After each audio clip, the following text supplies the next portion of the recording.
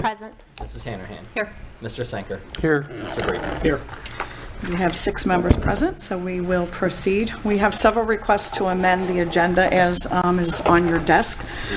I would propose that the letter from the mayor regarding the mayor's court report for May 2018 be moved to first under communications. The letter from Jim Stith regarding payments for administrative fees to Benovation be second communication. And Mayor Williams' letter requesting an executive session during the council meeting be third communication. And the other request is a resolution rejecting recommendations of the fact finder in negotiations between the City of Norwood and International Association of Firefighters Local 445 and declaring an emergency be considered prior to excusing the absent member. So when we come out of executive session, that resolution would be under consideration. Makes no sense to have it before then, since we'll be getting facts in the executive session.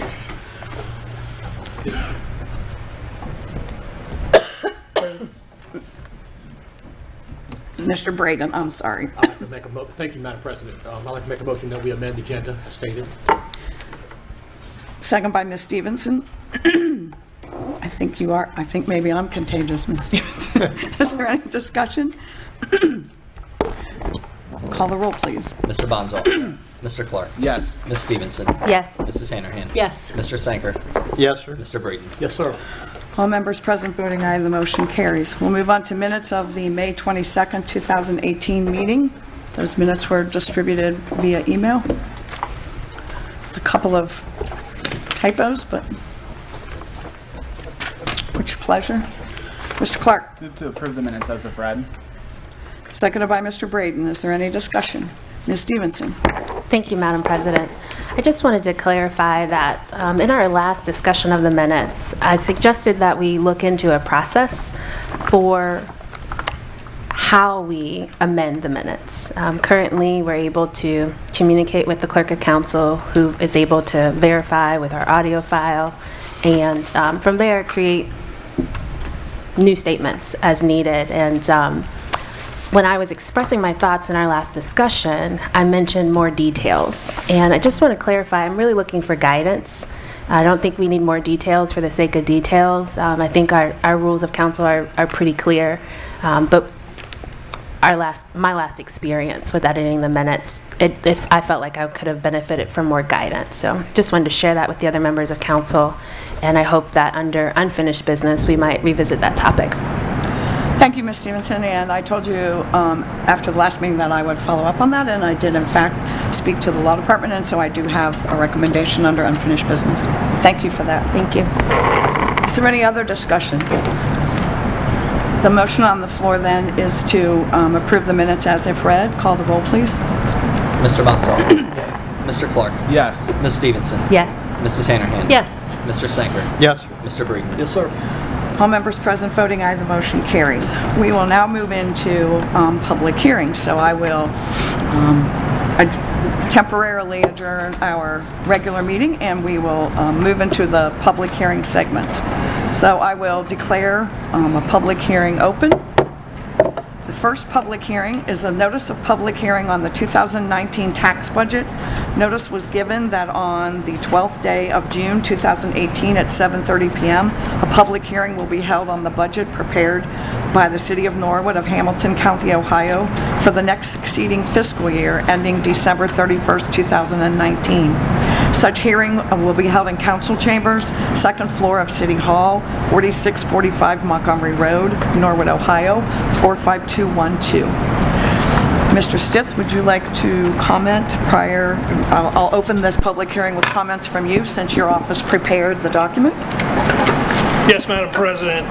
Just quickly, the tax budget is the first step in the process of preparing the actual appropriations or budget for 2019. These are always due at the end of June and filed with the county, and it's a very specific document showing what our actual payments were made and expenses and revenues for 2016 and 2017, what our projected current year estimate for 2018, and what our projected estimate for 2019 is. This document actually matches the fiscal emergency plan for the most part, meaning the revenues match, although we do segregate out the revenues that go to Fund 89, which is the reimbursement for the tax revenue, where that's combined in for income tax within the fiscal emergency plan. Since it does not directly go into the general fund and is split into two separate funds, you will see a disparity there between the revenues for earnings tax on the plan and the revenues on the earnings tax on the tax budget. However, you'll see the same amount of decrease in the revenue. You will see that decrease in the expense side also, because we do not appropriate for that money in the general fund that goes to Fund 89. So they balance, at the end figures balance with what the fiscal emergency plan has. Now, at the bottom line of the fiscal emergency plan does not exactly match it, because you have to go to the recovery plan items page in the fiscal emergency plan for those things that we've actually done this year. When the plan was passed in March, there were things like movement of street employees from the street fund and street employees from the water fund, moving the lighting from the street and the state highway fund. Those 4 items that are on the fiscal emergency plan as recovery plan items, and their totals are in the tax budget because we've actually done those things at this point. And so if you add those in, then we actually see the number, the ending cash after all plan items is $1.2 million in the plan, as well as the tax budget for 2018. Similarly, we took those items and only those items, because those are the ones we've actually done so far, on the plan for 2019. And you'll see there that we took the movement of the employees and the movement of the lighting and built those in. So when we look at the tax budget, our projected, and we look at Exhibit 1, page 5, at the bottom, the third line up from the bottom shows an ending estimated cash balance in the general fund of $1,232,411 negative. So we're that much in the hole at the end of this year. Using those same plan items that are already built in for next year, we will end $1,195,391 negative. That much in the hole at the end of 2019. Combining all of those things together, that's where we got those figures. It's been reviewed by the Auditor of State and Mary Thomas, who's the person that's over the fiscal emergency right now, and those balance.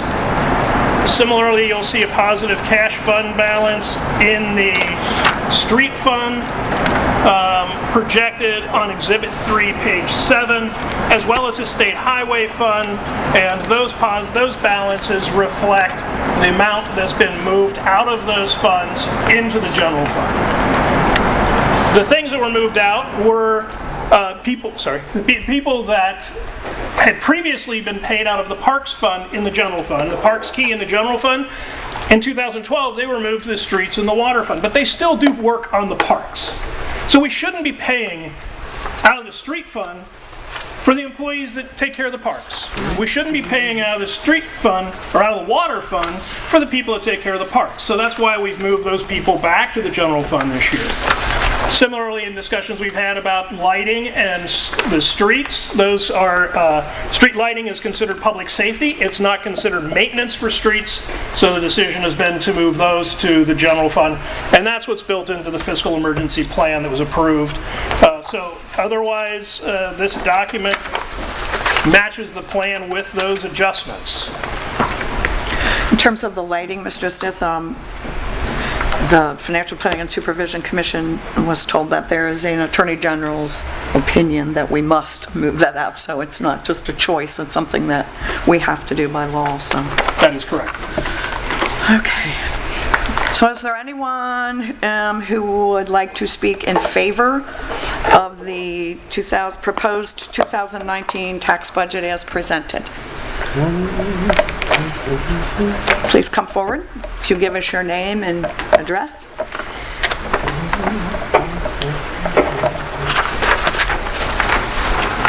Good evening, Pastor Sonny James, 1830 Hopkins Avenue in Norwood.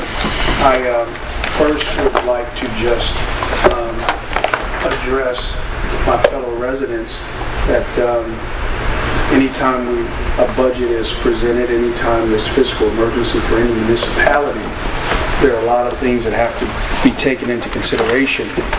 And of course, being a pastor, I want to reflect to the Word of God, and we should always give honor to whom honor is due. And I'd like to commend Mr. Stith and council.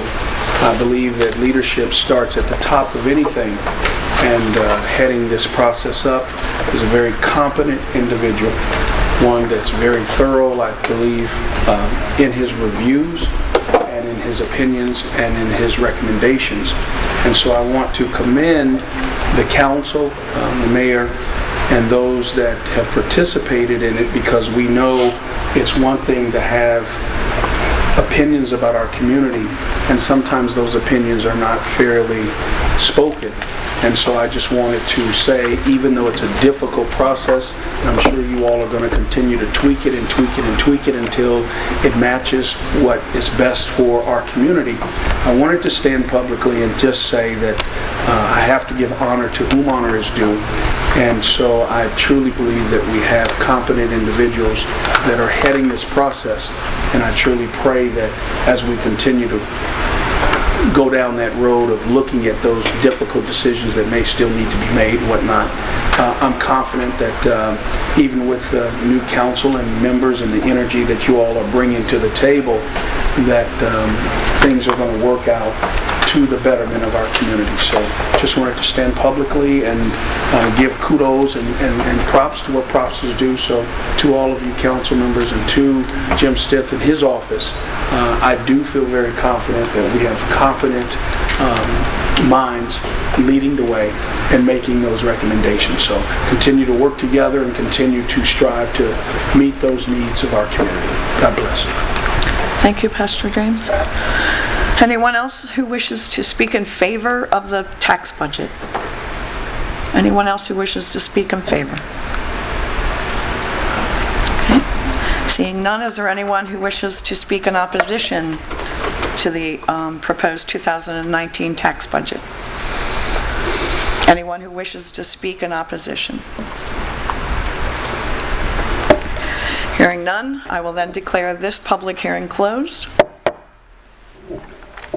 Madam President, Yes, sir. tell people where to get copies of the tax budget if they want. Mr. Stith, go ahead. Sorry.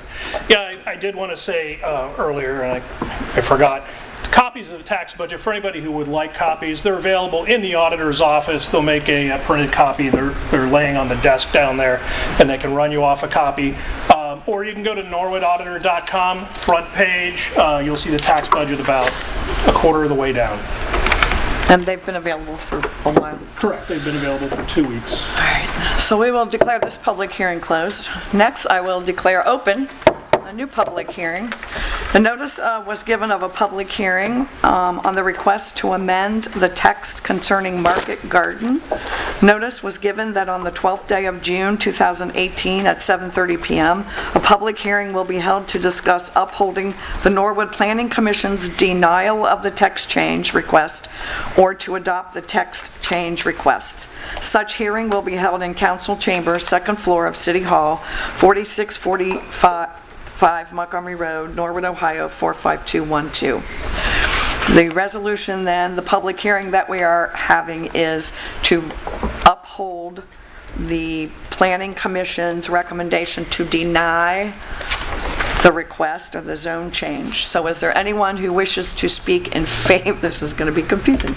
Anyone who wishes to speak in favor of the resolution denying the zoning text change? Anyone who wishes to speak in favor of the resolution to reject the zoning text change? Seeing none, is there anyone who wishes to speak in opposition to the resolution rejecting the text change for Market Garden? Anyone who wishes to speak in opposition? Hearing none, I will declare this public hearing closed. We have requests to address council on agenda items. Pastor, you said that this is on council's agenda? It's all right. Okay, thank you. That'll be for the latter part. All right, I just wanted to make sure. Thank you. I didn't want to miss you. We'll move on to reports of standing committees of council. The first is Finance, Budget, and Audit. Mr. Bonsall? Thank you, Madam President.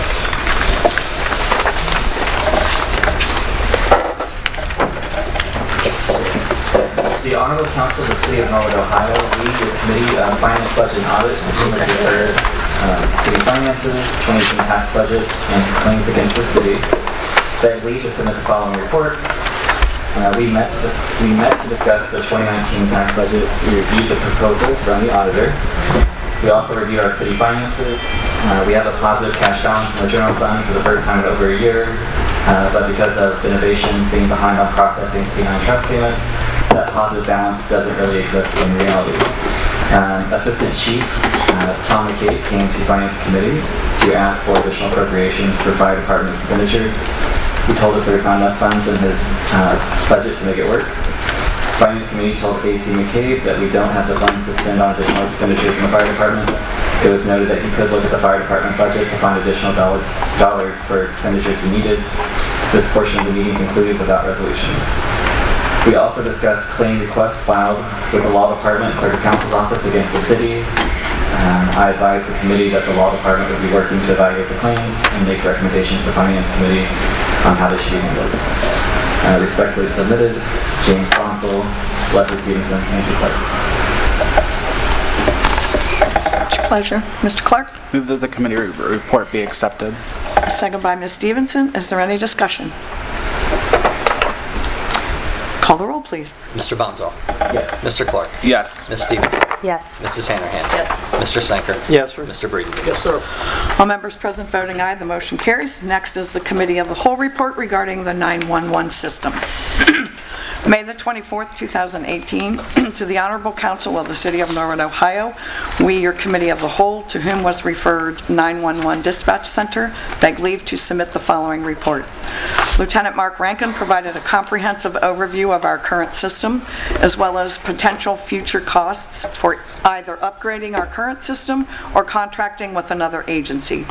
He answered numerous questions from members of council and will provide a copy of his PowerPoint slides to members of council.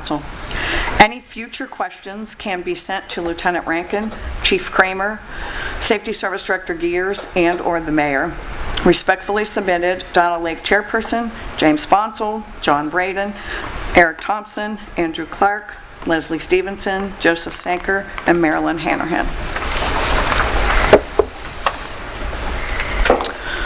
Mr. Sanker. I recommend that the committee report be accepted. Seconded by Mr. Clark. Is there any discussion?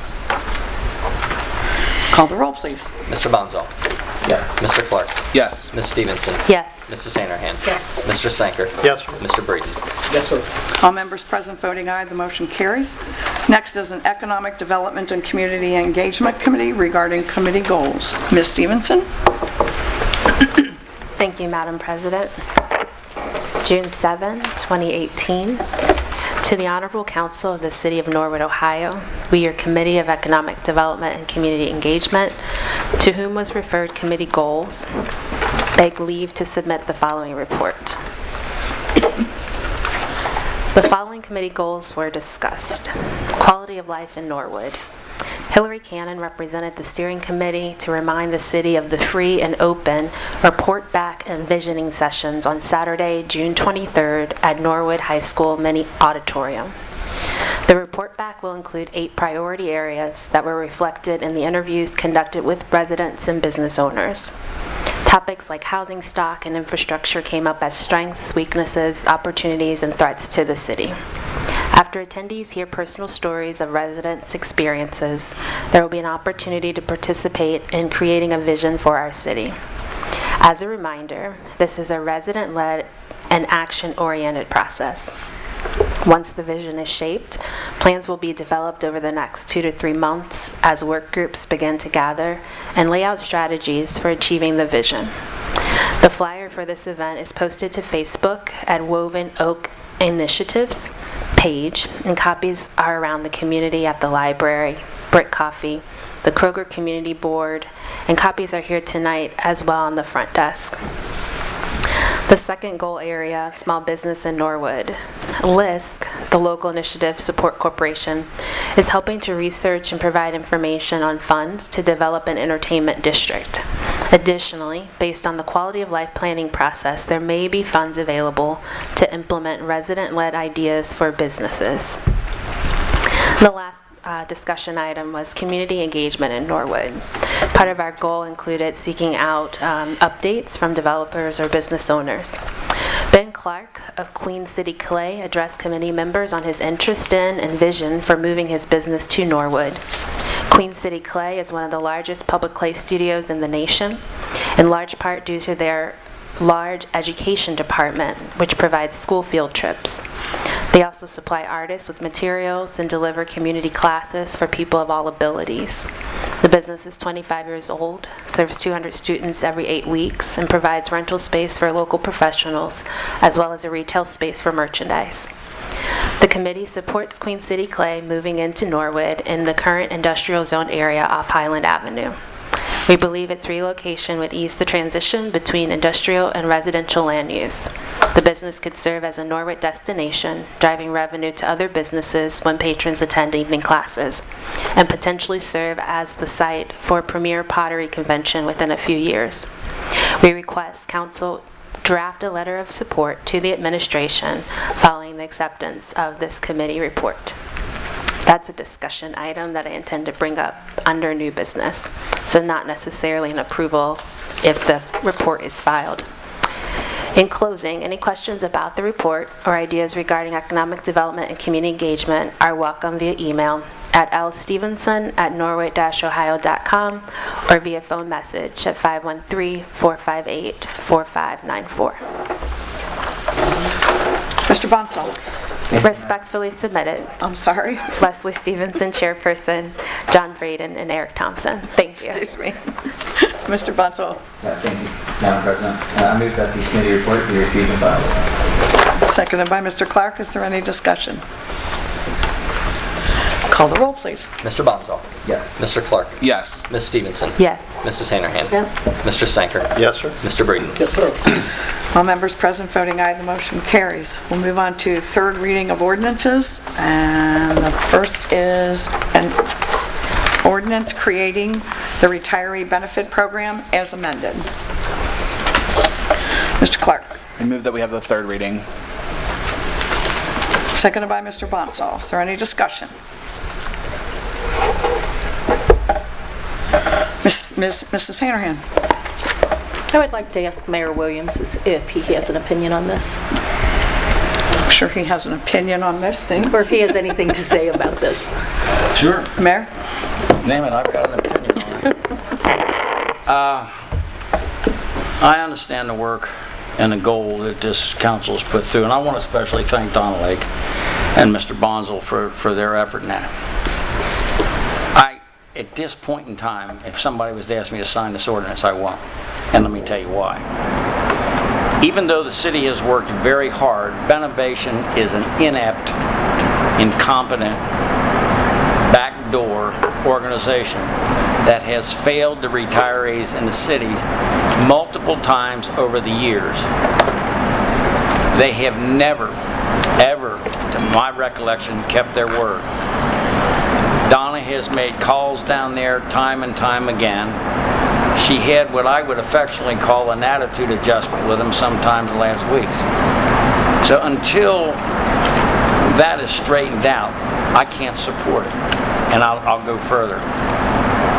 It has been said that we're on a fiscal emergency, and that all outstanding bills have to be paid by law. True.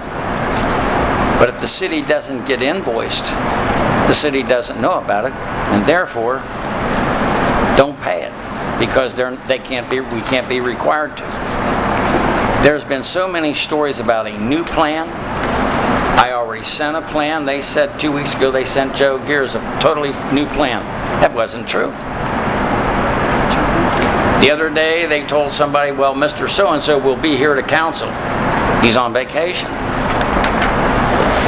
People call down there and they're told, well, they're on vacation. I'll give you their machine. Nobody returns phone calls, nothing. So until a detailed, authenticated report is submitted to this legislative body, I think it would be wrong to pass the ordinance. Now, I understand the work that's gone into it, and I understand the importance of this legislation. I also understand that the time is running short because there's certain procedures that have to be followed to institute this change. But I can't in good conscience, let me be clear, I'm a recipient, but I cannot support an ordinance that could potentially, due to somebody else's negligence, cause people real problems. The city's intent, I believe, is good to this point. But the city cannot be required by state law to pay bills when they're not invoiced. And I really believe that they don't know where the bills are at. I'll give you an example. The other day they said only 28 people signed up for 2018. And one individual checked and they said, well, you're not signed up. And he told them he had somebody drive him down there. And the woman who told him he wasn't signed up is the one he gave the file to. That to me is just wrong. And I know you've worked hard, and I totally understand that. But until we get the little guy from Benovation to show up with a plan, with all the information there that we can look at, I don't trust it. And I mean no disrespect to this legislative body. I know you've worked hard. I know Donna has. But it's hard for me because I've stayed out of this. Can't stay out of it now. I just can't. So if somebody's got some other solution to get them out here, that's fine with me. Somebody said, well, we could sue them. Well, that's not music to Keith's ears, and I don't know what we would sue them for, but you know, it's got to be addressed. We could hold back payment. Well, they'll cancel us, and they'd love to get out of it. So until there's some accountability for that organization, I have a serious problem with it. So I have passed out a letter to you all that I received. I, at the last meeting, promised that I would try to get Benevations here to answer questions. And I followed up the very next day. Kevin Schlottman played telephone tag for a couple of days. We finally connected, and he told me he was going to be on vacation this week. He would not be able to make it. But he assured me that that the people who are working on this were developing a plan, that they had a new vendor who was entering all of the invoices into a database, and that there was a specific individual who was going to be assigned the task of looking at all of the invoices that were being placed into the computer system and comparing them to checks that had been issued for certain amounts for specific items and conducting an audit. They were going to start with 2018 because that was the easiest, and then 2017 and 2016. I assured him that I needed him or someone to come to this meeting tonight, and he is the only one who is permitted to come and speak at council meetings, and he was going to be out of town.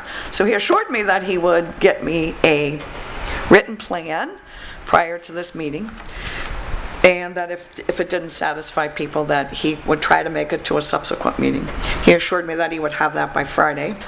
And when I didn't receive it, I called him on Friday and to remind him that I needed it by the end of the day, and they said, would you like to be in his voicemail? He's out of the office. In a word, no. I'd like to speak to someone, please. I was told that he was already out of town, and I told him that that was not acceptable, and basically we had what the mayor called as an attitude adjustment. I'm not going to go into details here because it's a professional meeting. But I was promised that by the end of the day, somebody would have something to me. And so what you have before you is a letter that is not dated. It came in an email on Monday, the 11th. There's no date on here, but that is the date that I received this in an email. And it basically says that they're auditing basically what I told you on payments for 16 and 17, and that they're working on auditing to determine what's missing and from whom. Once we identify who may still be entitled to receive reimbursements, we will process the claims and request the funds from the city. And he says that the audit should be complete and claims should be in the system by the end of this week. Payments will be released within 2 business days after receipt of the funds from the city. There's a second point where he does say, we have received premium worksheets from only 28 retirees for 2018, and please encourage those eligible to complete and return the worksheet so we can begin the process. When I looked, I did not share with you the worksheet because that is protected by HIPAA, but when I looked at the worksheet, there were 2 or 3 individuals on here that I was shocked that were not on the list, so I called a couple of them. I was told that the police and fire didn't get their letters from Benovation until early in April, late March or early April. The one individual submitted his right away in April. The other individual was driven down. The second individual was driven down by the first individual and hand carried it to the woman who prepared the report that said that he's not on here. Another person that I was shocked that didn't make any payment, that was not on the list, told me that they had been advised not to file any claims in 2018 and perhaps 2017 until this got fixed. I replied back and said, interesting. Thank you for your response. However, I've several people who submitted claims that are not on the list, and I have less and less confidence that this will be resolved in a timely and professional manner, and I think that we need to have a face-to-face meeting to resolve the many outstanding issues that remain. Please let me know when this can take place. They are in the process of working on this, an update. I emailed them today and asked if there was any update, and I haven't gotten anything. My motivation is to get people paid, and personally, I personally think that passing this ordinance might be the motivation, because right now, we are paying them an administrative fee every month, whether they process payments or whether they don't process payments. If those payments stop on January 1st, the only payments that they get are a percentage, and correct me if I'm wrong, Mr. Stith, is a percentage of the claims that they process. So they won't be able to sit back and do nothing. What's my other point?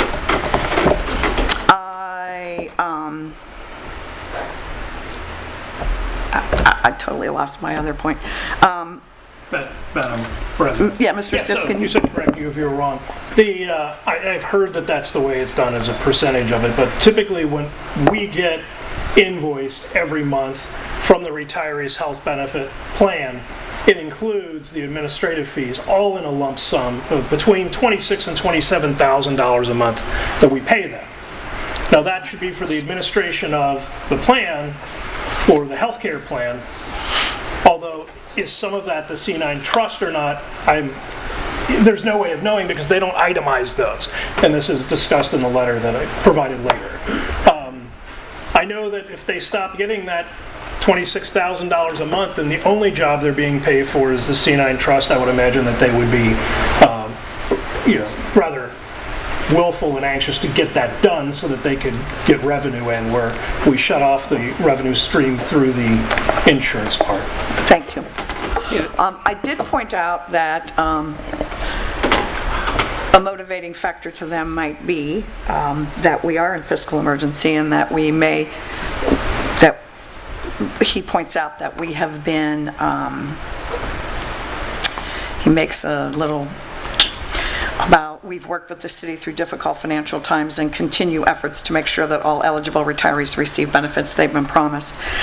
The timing and frequency with which funds have been made available by the city over time have led to challenges that we're working through. That's a slap. I mean, that may be true, but that's just a slap in the face of the retirees. I pointed out that a motivating factor would be very much that if we are currently in fiscal emergency, and while it's going to be a while that we get out of this, there may be funds available to us to pay back bills because the state wants to know exactly how much in debt we are. And they have allowed us to use funds to pay our bills that we back owe in order to get a grasp and an understanding of just how bad our financial situation is. And if they have any hope of getting money, now is the time for them to get this done. So while I tried as best I could to get somebody here this evening, obviously I failed. And I don't like to fail. But that is the background with which I wanted to share this letter and let you know that it was dated Monday. I received it Monday by email. One final comment. Mr. Mayor. Right now, I don't believe anything, not one word, that they say. Nothing. They have never told the truth. And if we stop paying them effective January, it's too bad the retirees are out then. And if they're not paid, there's no documentation, it's gone. So I'm asking this. I'm asking for this council, take the time and insist that that individual come here and tell that individual if he doesn't come here, we'll stop payments. And once this individual shows up here, he's always got a meeting, they'll always pass you to somebody else.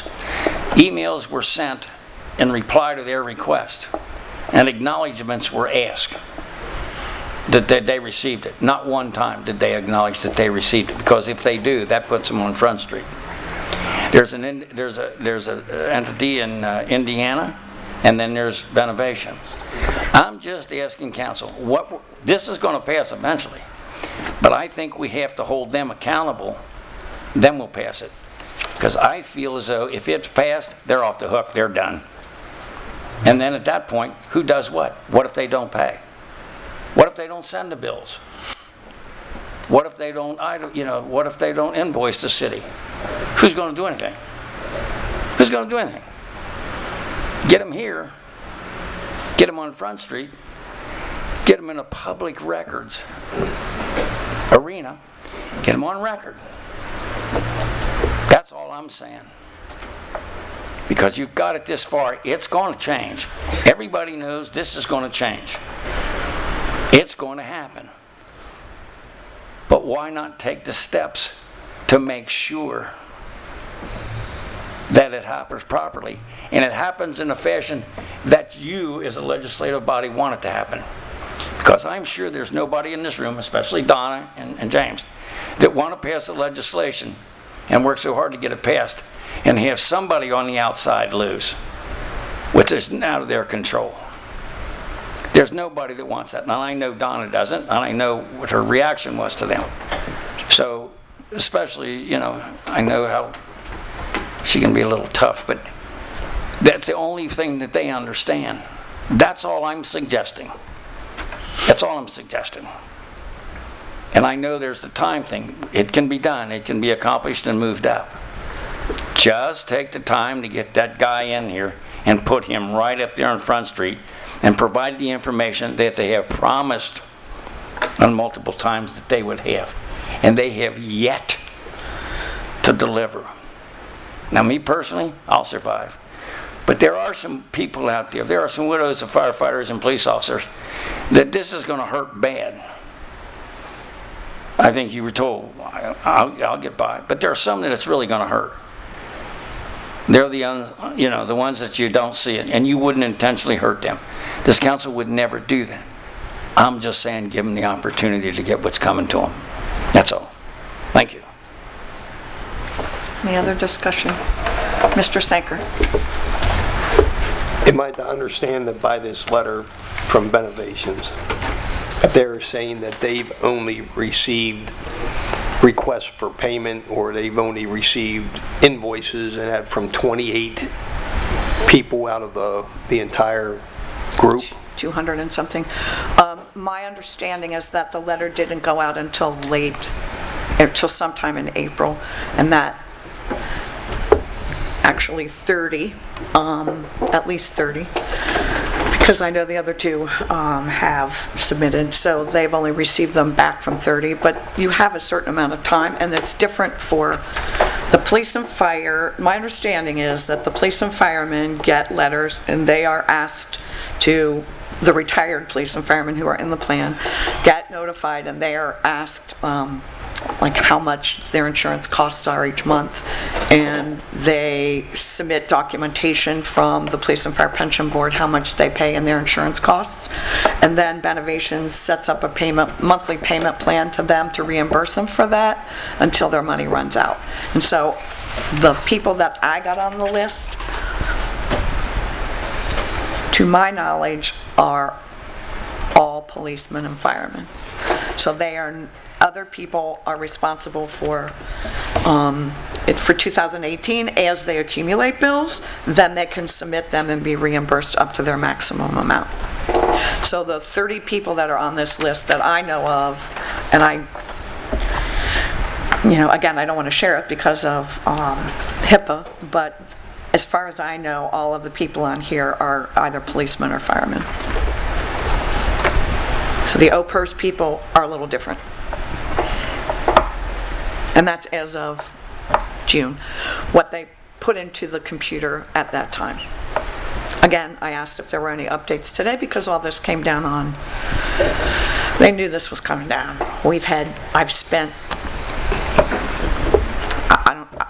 the weekend, and I want to say that I thought I understood retirees' frustrations with this, but I had no idea until I had to personally go through this the whole week. But again, I think they are on notice. Again, the motivating factor, I told them that if I didn't have this report, if I didn't have something to report to council, that I would guarantee them on Wednesday morning, I would have every councilman, the auditor, the deputy auditor, the treasurer, the tax commissioner, every retiree, we could send out a blast email, and we could tie up their email, and we could tie up their phones until somebody gave us an answer. And this is what was dictated by Mr. Schlappman on vacation. He said he didn't send it to me because he didn't have my email. Bull. So, anyway, we did get it. I did get it, and I wanted to share it with you this evening. But again, according to them, only 30 so far to date have submitted 2018 claims. They're working on the 17s and 16s is what they're auditing now. There was a woman who was willing to come but was not permitted to come. It's Mr. Schlappman is the one who has to come. Mr. Braden. Thank you, Madam President. Did I hear you say that you thought that someone instructed some of these retirees not to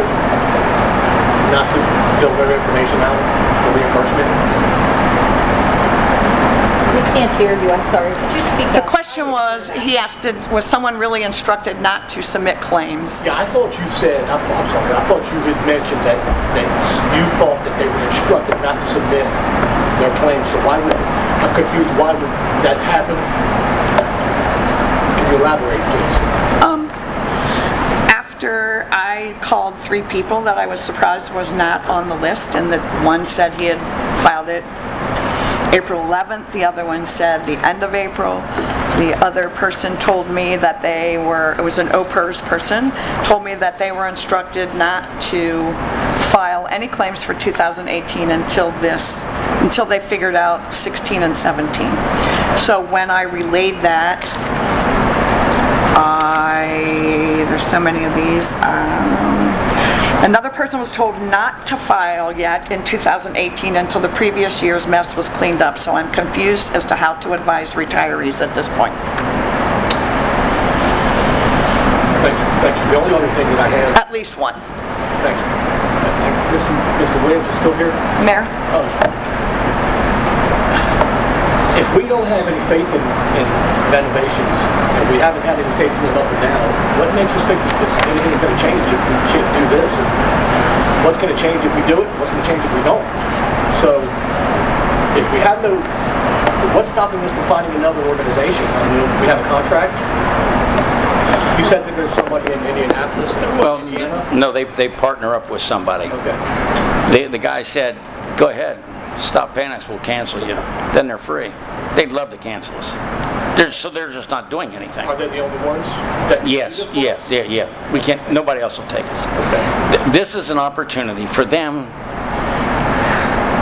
They have other customers, and my idea is to put them on Front Street. Get them here. And tell them, so they quit putting you on memory, on Facebook, on emails, or they put you off. Get them here. If you don't, these retirees are they're gonna lose.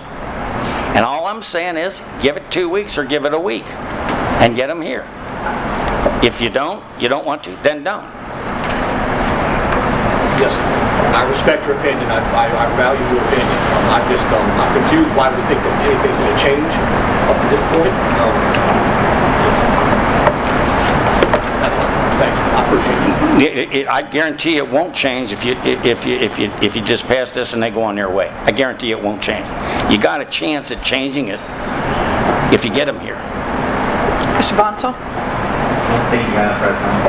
I just want to thank the mayor and the retirees that have reached out to me behind the scenes for letting me know their thoughts and expressing their frustration. And it truly is, until you hear from these people,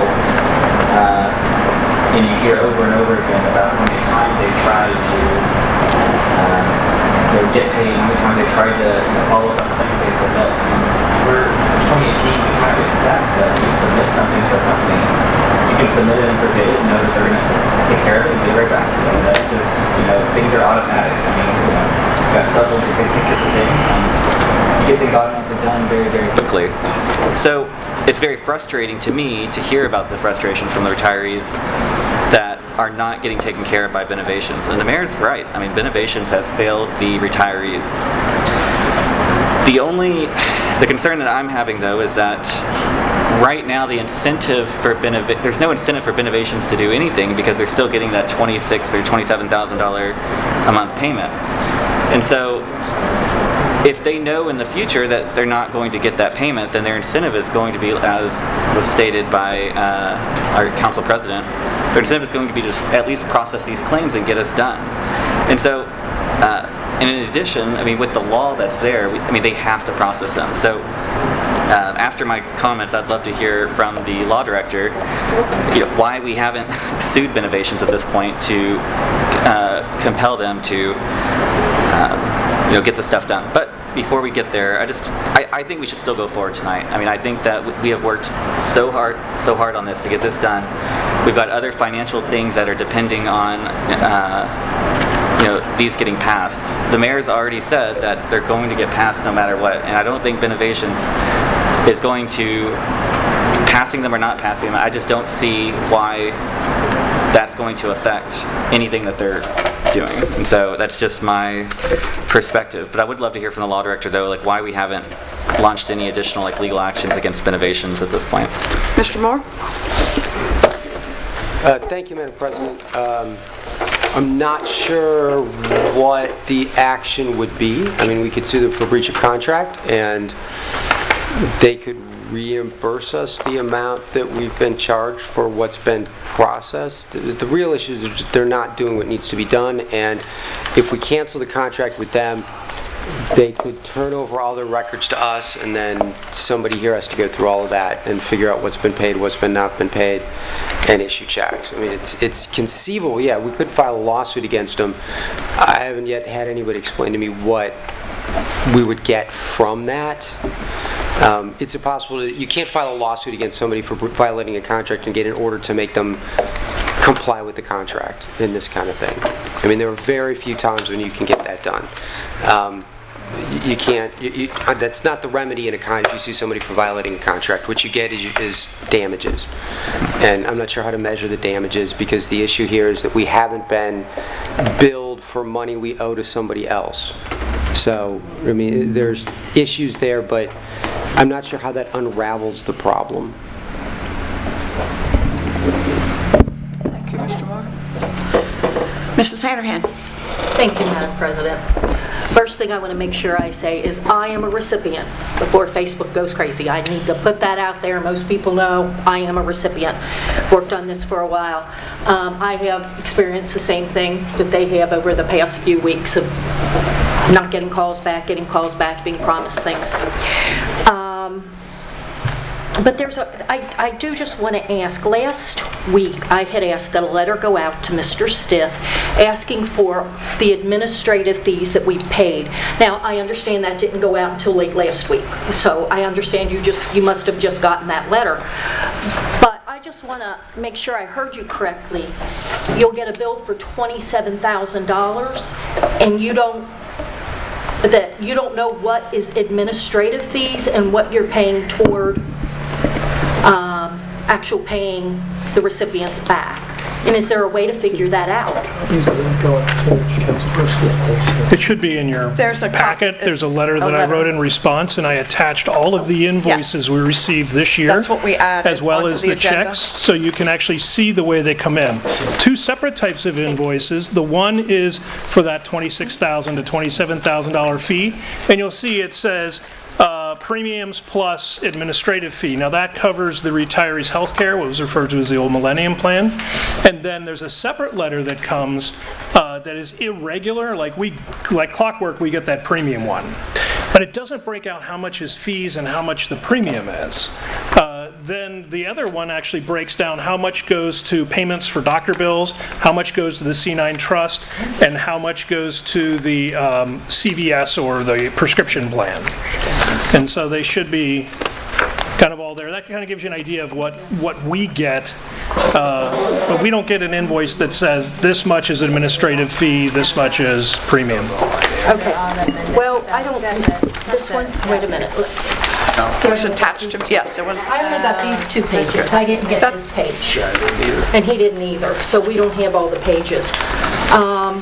So if I'm looking at this, do you have it there, Mr. Stiff, so we know what I'm looking at? Correct. I'm familiar with it, but I believe the clerk of council has the full packet that he can probably show you. Is that which one? Yeah, there were multiple pages of this, though. No, that's all we got. Okay. It looks like they just included, yeah, this is not. Leslie got everything here. Yeah. It's like 4 pages, I guess. No, apparently there's more, you're saying there's more than Yes, 4 there pages. was. I only got 2 and so did Mr. It's separate, I think. Is that it? So you can, it looks like what's here is one, you'll see like a letterhead page that says Benovation at the top. Yes. And then there's 3, there's the healthcare plan, C9 Trust, and RX totals. Okay. Okay, this is typically what we get when we pay the C9 Trust plus the reimbursement portion, not the reimbursement, the cash portion that pays directly to the doctor bills. Then the premium one is this that says Benovation that looks like a big invoice. And you'll see that that's the one that's $26,568. And it shows you the policy, the term of the policy that's covered, and you'll see it says self-funded medical administration fee and monthly premium per transaction is $26,000. So we get these 2 as separate things. They don't come together. They come at different times. So the $27,000 here. Yes. Is that what we're paying just to administer? Or does that includes payments It says for monthly premium. Monthly And insurance these are premium. paid in the budget out of that retirees' healthcare key. But what I'm trying to find out is how much total have we paid Benevations in administrative fees? Not in what we've, they've been paid for recipients to be paid. What the recipients are paid are that second page, right, with C9 Trust and the healthcare plan. The other one, the $26,000, that is their administrative fee plus the premium. But they don't break it out as to say which is which. So we really don't know what we're paying them in administrative fees?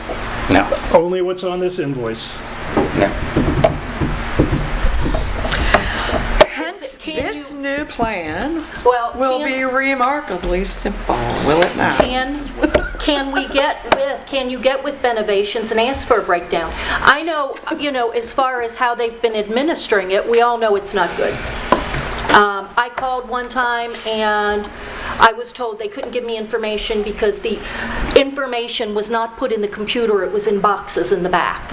All Norwood's claims, and I had my little hissy, and she said, let me go look and see if I can find what you're looking for. And she came back and she said, there are hundreds of boxes back there. I can't possibly go find your claim. So I can request. please do. Would you do that for me? Yeah, it'll be Monday. But Okay, that's fine. I have no problem in requesting that. I can tell you it's been difficult to get that information before. Now, in looking at this, another option that we could consider, because the premium is paid through Haran, and looking at this now, I'm just kind of thinking of this. We could ask Haran how much the premium is And subtract. for the insurance. If they give us that information, then we can subtract it and get an idea of what Benovation keeps. Yes. I can request both of those things Monday and Okay. see, we can either extrapolate it backwards or they can turn it over to us. But we may end up having to go that Haran route. I just think it's something we need to know is how much we've paid them over the years to take care of this stuff. And I didn't think of it, or now that I have their attention, I would have asked that question as well. Maybe I will ask that question this evening when I get home. Mayor, I have a question. The one thing you're talking about, the 26,000, maybe they underwrite. They have to pay to underwrite. We'll say somebody has $1 million claim. That protects us from that $1 million claim. So you're paying, I believe, that high cost to underwrite a potential $1 million claim that could tank us. So you're paying $26,000. So if there's no $1 million claim, they pocket that $26,000. I think I'm right. Now, if you say I don't want to do that, and you get $1 million claim, then the city's on the hook for it. Mm-hmm. So I believe. Okay.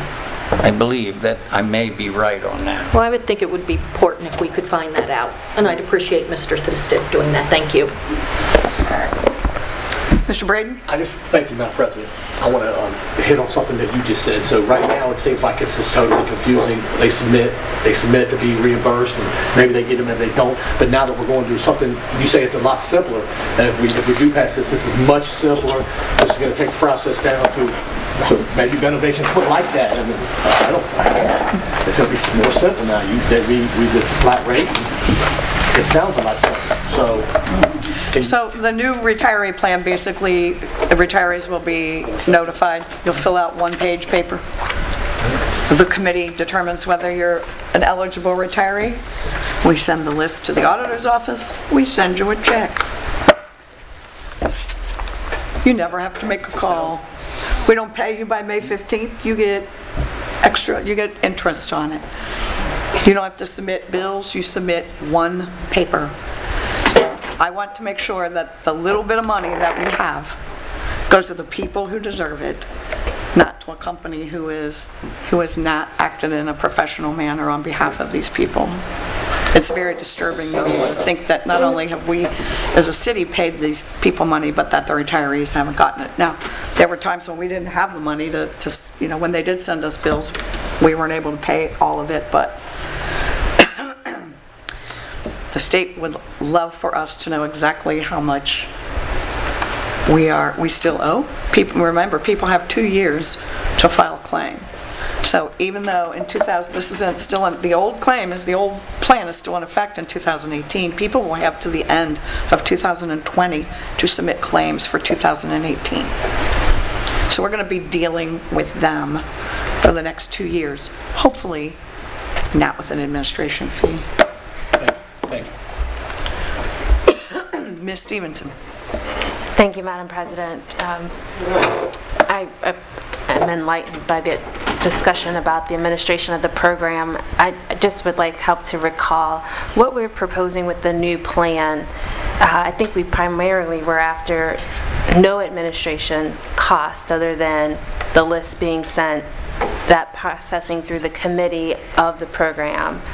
It was allowing us as a city to regulate our expenses and know what to expect, and we were providing that stability to the members as well. Correct. Those were our priorities in seeking out a new program.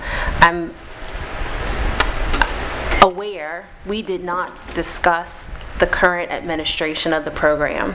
Our focus was on resolving the tension, and since we've been advised we cannot litigate for breach of contract and expect services to be renewed and compliant with the same vendor, I'm of the opinion we should move forward with a resolution that would add the stability not only to our own budget, but for the retirees as well. Thank you. Ms. Stevenson. Mrs. Hanrahan. Thank you, Madam President. I'm sorry to speak again. I just want to know, I know Mr. Moore talked about lawsuits. I want to know his opinion on if we pass or don't pass this, what could happen in the future legally. Mr. Moore? What his opinion on all of this is. Thank you, Madam President. I assume that's in reference to what we have going on with Benovation and the claims, the outstanding claims of retirees under the program we have in place now. If we pass this and that program ends the ends of 2018 and the new program goes into place, all of the obligations under the old program, the program we have now, they don't go away. They're still there. It's just new claims for claims that come up because of costs after December 31st of this year would not be under the existing program. So the fact that we passed this does not mean that, okay, at this point we don't owe anybody anything we haven't already paid them. It doesn't cut those off. I think that's the question you're Yes, asking. thank you so much.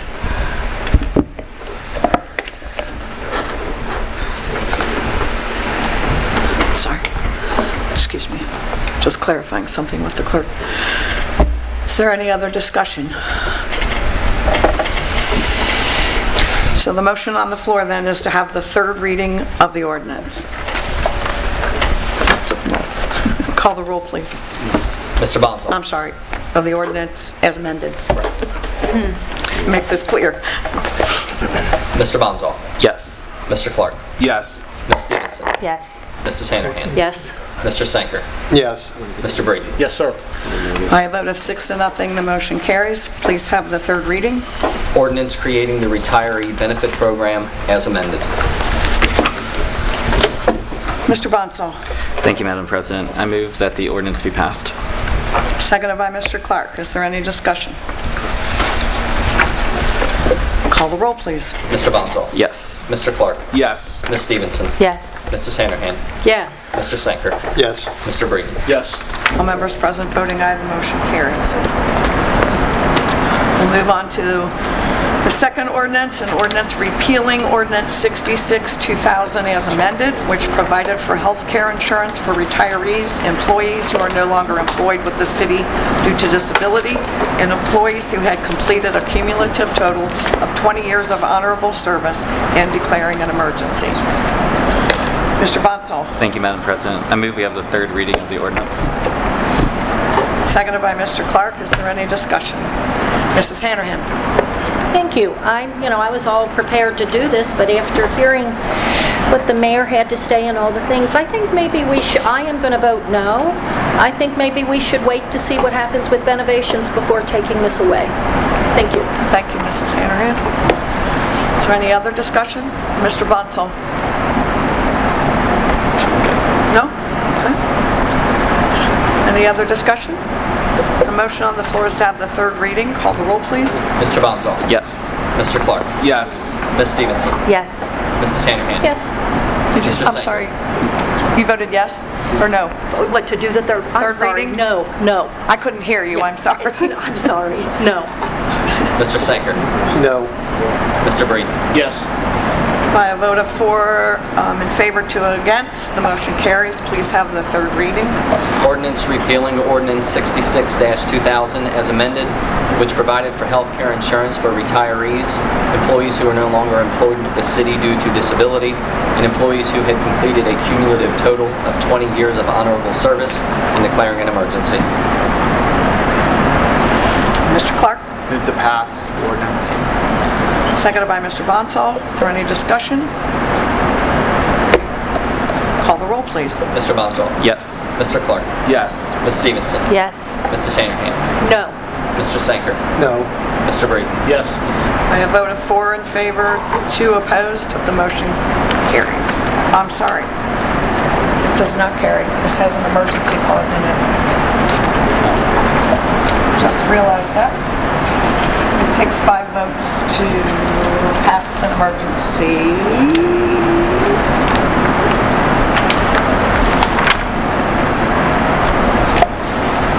The other one does not. Sorry, the retiree. The motion fails because this does have an emergency clause in it, so by a vote of 4 in favor and 2 opposed, the motion fails. Apologize.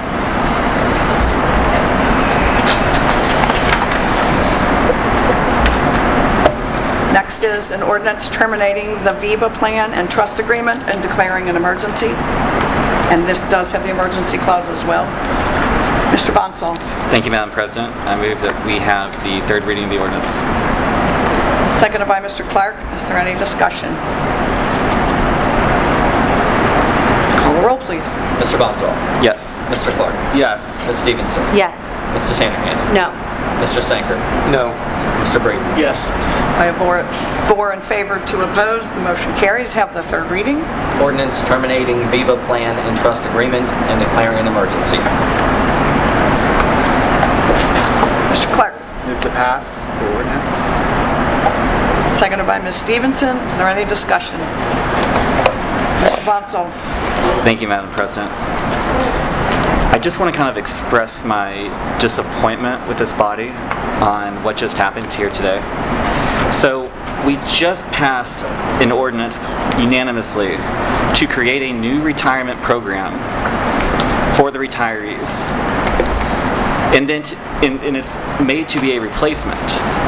But instead of voting for the replacement, we vote no on that. So now there's potentially 2 programs in place.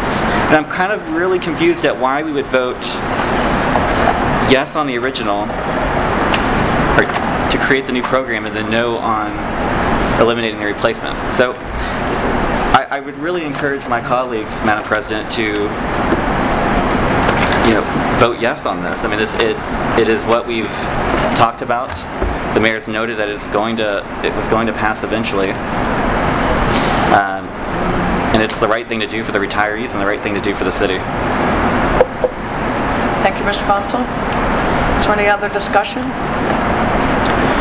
The motion on the floor is to pass the ordinance. Call the roll, please.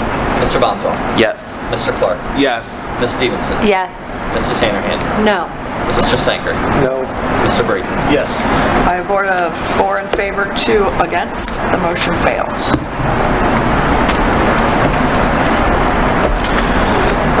We will move on to introductory readings of ordinances. First is an ordinance denying the request for a zoning code text amendment to add market gardens as a permitted or conditional use in residential zones.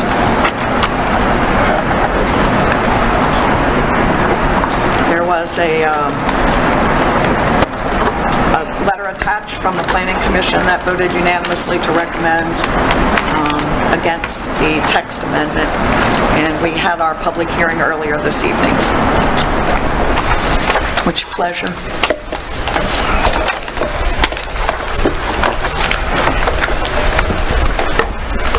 Anyone? Mr. Clark. Move that we have the first reading of this ordinance. The first. I'll second that. Is there any discussion? The motion on the floor is to have the first reading. Call the roll, please. Stephen. I'm sorry, Ms. Stevenson. Thank you, Madam President. It was brought to my attention that the public hearing, while noticed appropriately and accordingly, is specific to one application. And before entertaining the motion for the reading, I just wanted to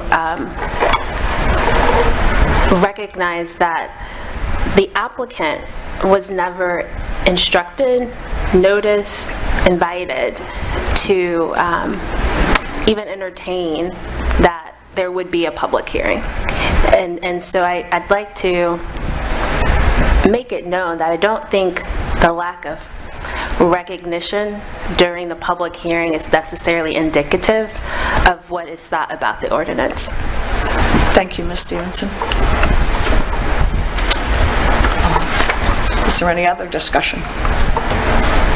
The motion on the floor is to have the first reading. Call the roll, please. Mr. Bonzall. Yes. Mr. Clark. Yes. Ms. Stevenson. Yes. Mrs. Hanahan. Yes. Mr. Sanker. Yes. Mr. Breeden. Yes, sir. All members present voting aye, the motion carries. Please have the first reading. Ordinance denying the request for a zoning code text amendment to add market gardens as a permitted or conditional use in residential zones. Next is an ordinance authorizing the mayor and/or service safety director to enter into a temporary construction easement agreement with Terex Harris Avenue LLC for Harris Avenue west of Forest Avenue to allow the site to be made shovel-ready for commercial office building and declaring an emergency. I would note there is a new Exhibit A, which was distributed and is on your desk, that had a different paragraph 7. What is your pleasure? Ms. Stevenson. Thank you, Madam President. Can you clarify, is the new paragraph 7 consistent with the numeral 7 on this document? On page 2. Paragraph 7, the old paragraph 7 says surface improvements. It says, should the developer not commence the planned unit development approval process pursuant to Chapter 1155 of the Codified Ordinances of the City of Norwood, Ohio, on or before June 30th, 2020, the city may require the developer to restore the surface improvements within the easement area to as nearly their original condition prior to the date of this agreement as is reasonably possible. The new one says it is not just surface. The surface improvements is taken out. It may require the developer to restore the easement area as nearly as original condition prior to the date of this agreement, which includes underground, not just surface. Thank you. You're welcome. Madam President. Yes, Mr. Moore? Tom Sanders is here from Terex, if anybody wanted to... Would you please come forward, sir? Thank you very much. I kept waiting for you to come up during a public hearing. I thought you were perhaps here for that. Here to answer any questions. Mr. Bonsall. Yeah, thank you, Madam President. So what type of work will you all be doing to get the site ready? So the site right now, the old Sunbeal factory has already been demolished. What's in place now is Harris Avenue, which terminates before it gets to the next public street. So it is a street that's bordered on both sides by property that is owned by Terex Harris Avenue. Excuse me. Terex Harris Avenue, and Duke Energy owns a parcel towards the end.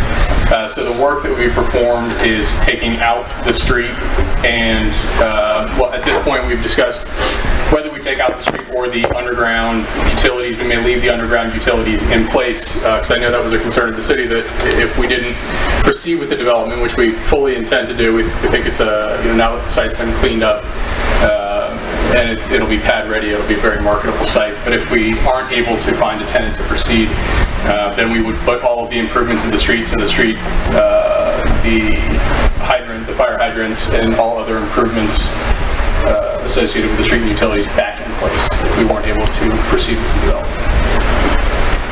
So I talked with the safety service director about the agreement. His primary concern was ensuring that the utilities were left alone. And so I just want to kind of get just a commitment from you now that unless you get permission from the safety service director, that you all are not going to touch the underground utilities at the site, that you're going to surface only, from my understanding. Is that your understanding as well with the work?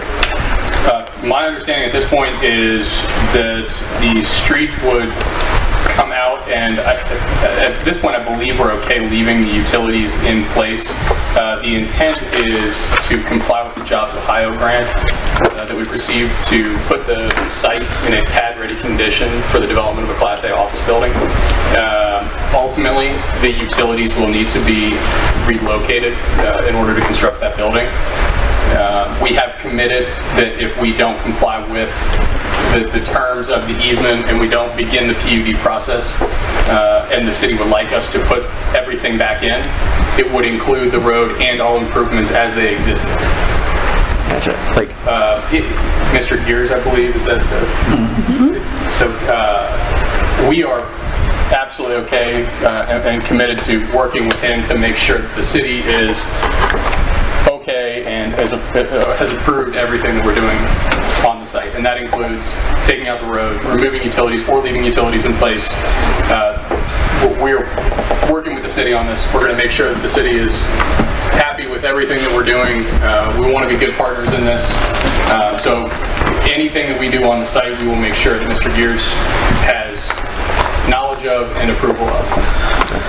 And there is a PUD over the site as well? The PUD is not... Oh, not on the street, you're right. Yet. On the property, yes. Correct. The point is that we're still looking for a user. Again, we think that the site is now very marketable because it has been cleaned up and the old building has been taken down. And once we have a pad-ready site, we think that the location of the building on the Norwood lateral makes it incredibly marketable for an office user. Thank you. Any other discussion, questions? Ms. Stevenson? Thank you, Madam President. Just a point of clarity, you're Mr. Zanders? That's correct. And what's your role with the project? I'm a development project manager with Carex Development and Construction. Thank you. Mayor Williams? This process has been the normal thing between the developer and the city. They do everything they can to proceed with their project, and we do everything we can to make sure that the interest of the city is protected. And sometimes the removal of Harris Avenue is a benefit. And we said that the previous broker who marketed that piece of property, he was telling people that Harris Avenue would be part of it, and we said, don't say that. We will approve it if we like the project. So this has been from a large project, and I want to thank Mr. Moore for getting involved, because the large development has been shrunk down to a couple of pages. So it's, Joe Gears will watch it, we'll keep on track, and I believe part of your grant is to take the electric lines and put them underground. Am I correct in assuming that? Yes, Mr. Mayor, that is, the Duke lines will eventually go underground. Yes, and we're working with Duke Energy to get that completed. And we will keep council posted. If you go by there, you see anything, you got a question, you contact, if it's technical and construction, like I'll handle it. If it's Mr. Gears will handle your construction questions. He'll be able to tell you exactly what's going on. Any other questions? Mr. Botso? Yeah, thank you, Madam President. This question is to the law director, if you don't mind. So this temporary easement, this doesn't commit the city, or can you comment on, does this commit the city to anything in the future? I mean, to further, I guess, decommission the street or to vacate the street? There's no commitment in this to participate or allow any buildings to be built at this point? Mr. Moore? Thank you, Madam President. That's correct. This is an easement. It lasts a year. They have permission to go on the site where the street is and tear up the street and get it pad ready. A year from now, if nothing else changes, they can't do anything except walk or drive across where the street was because it's just an easement. The idea is that as part of a Class A 100,000 square foot office building, the city would vacate that street. We have no, it connects from forest to nothing. It used to, I'm assuming it used to would have cut through, but if you were to extend it any further, it would hit right at that, right by the 5, where the intersection, the lights were the on-ramps to the lateral. And so there's no way to connect that up. You're never going to get a curb cut within 20 feet of that stoplight. So that's all it is. It's just a stub. The only thing it serves is, the only thing it served is the Zumbio factory. And so in order to do a new site, the idea is that eventually we'll do that.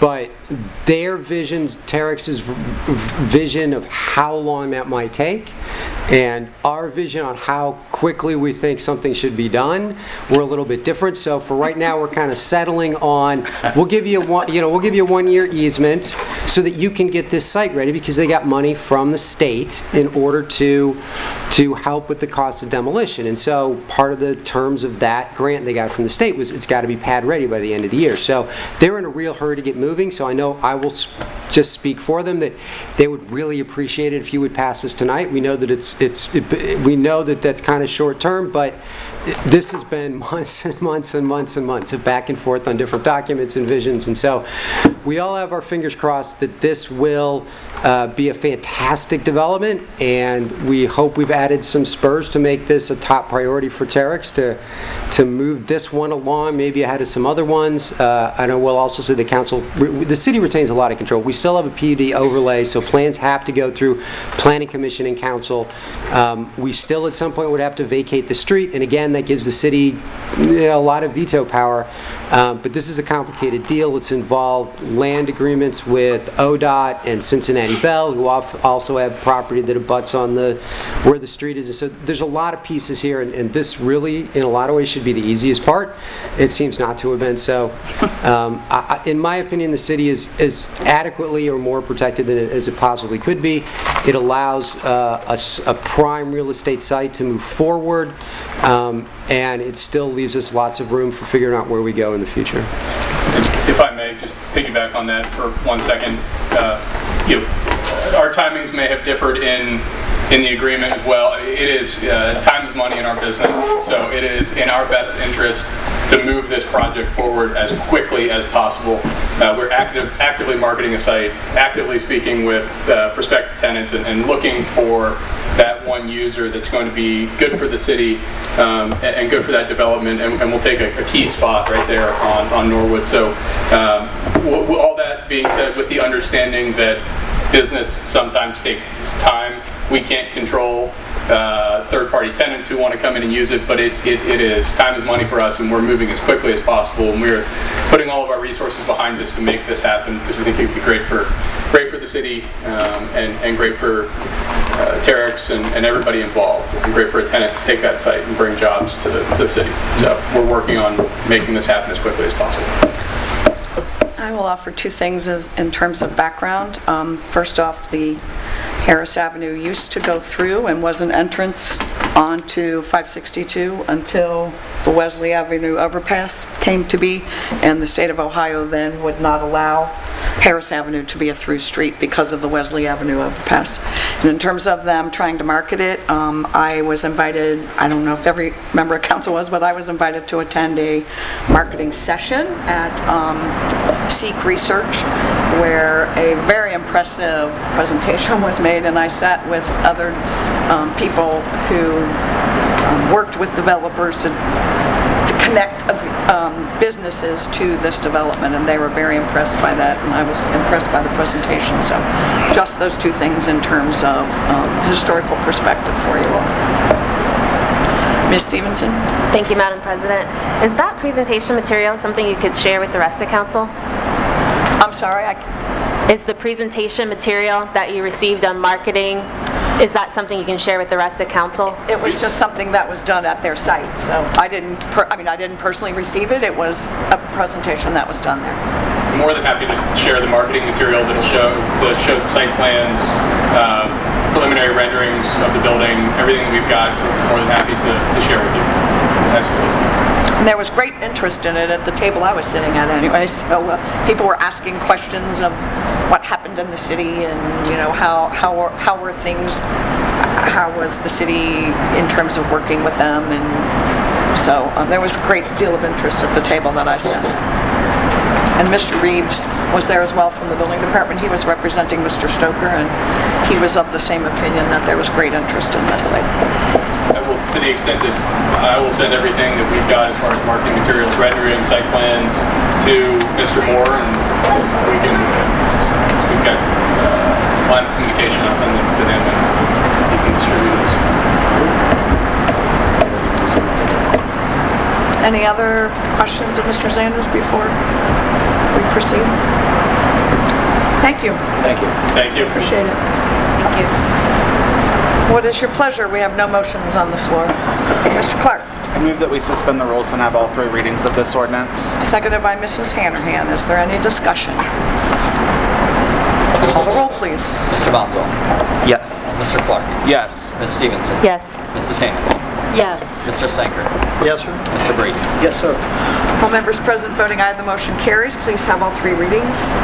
Ordinance authorizing the mayor and/or service safety director to enter into a temporary construction easement agreement with Terex Harris Avenue LLC for Harris Avenue west of Forest Avenue to allow site to be made shovel-ready for commercial office building and declaring an emergency. Ordinance authorizing the mayor and/or service safety director to enter into a temporary construction easement agreement with Terex Harris Avenue LLC for Harris Avenue west of Forest Avenue to allow site to be made shovel-ready for commercial office building and declaring an emergency. Ordinance authorizing the mayor and/or service safety director to enter into a temporary construction easement agreement with Terex Harris Avenue LLC for Harris Avenue west of Forest Avenue to allow site to be made shovel-ready for commercial office building and declaring an emergency. Mr. Clark. Move to pass the ordinance. Seconded by Mrs. Hanrahan. Is there any discussion? Call the roll, please. Mr. Bonzo. Yes. Mr. Clark. Yes. Ms. Stevenson. Yes. Mrs. Hanrahan. Yes. Mr. Sanker. Yes. Mr. Brady. Yes, sir. All members present voting aye, the motion carries. We'll move on to introductory readings of resolutions, and the first is a resolution adopting the 2019 tax budget and declaring an emergency. Mr. Sanker. Madam President, I recommend that we have all 3 readings. Seconded by Mr. Braden. Is there any discussion? Mr. Clark. I just want to thank Mr. Stith and the state auditor for all their work on this, and really appreciate all the thorough explanation. Thank you for the comment, Mr. Clark, and thank you, Mr. Stith. Any other discussion? The motion on the floor then is to suspend the rules. Call the roll. Mr. Bonzo. Yes. Mr. Clark. Yes. Ms. Stevenson. Yes. Mrs. Hanrahan. Yes. Mr. Sanker. Yes, sir. Mr. Brady. Yes, sir. All members present voting aye, the motion carries. Please have all 3 readings. Resolution adopting 2019 tax budget and declaring an emergency. Resolution adopting 2019 tax budget and declaring an emergency. Resolution adopting 2019 tax budget and declaring an emergency. Mr. Clark. Move to pass the resolution. Seconded by Ms. Stevenson. Is there any discussion? Call the roll, please. Mr. Bonzo. Yes. Mr. Clark. Yes. Ms. Stevenson. Yes. Mrs. Hanrahan. Yes. Mr. Sanker. Yes. Mr. Brady. Yes, sir. All members present voting aye, the motion carries. We have no administration reports. We do have one request to address council. Pastor Sonny James, do you still... Please come forward and give us your name and address again, and you'll have 5 minutes to address council. Thank you. Welcome back. Pastor Sonny James, 1830 Hopkins Avenue, here in Norwood. I first want to acknowledge, a couple of years ago I came and was really adamant about things for our young people and the youth of Norwood. And I realize things sometimes can't move as fast as maybe I personally would like. But I definitely want to commend, I know we had issues before with our recreation department in terms of the recreation building being open and utilized. So now I stand before the citizens of Norwood excited because now at 12 o'clock noon, Monday, Tuesday, Thursday, and I believe Friday, the recreation building is open to residents. And so the young folks will be able to utilize that. I'm coming today because the program Elevations Enrichment, which my wife does a wonderful job, just concluding the second year here in Norwood. There are a lot of programs that have come forward, and I commend them all and I applaud them all. This particular one is close to home because obviously my wife runs it and she does an excellent job. But years ago I would always say, hey listen, we need to do more with our youth. We need to provide more for our youth. Well, Elevations Enrichment does that. And just to give you an idea of the activities for the youth, I know I don't have enough copies to go around, but there are 30 days in the month of June.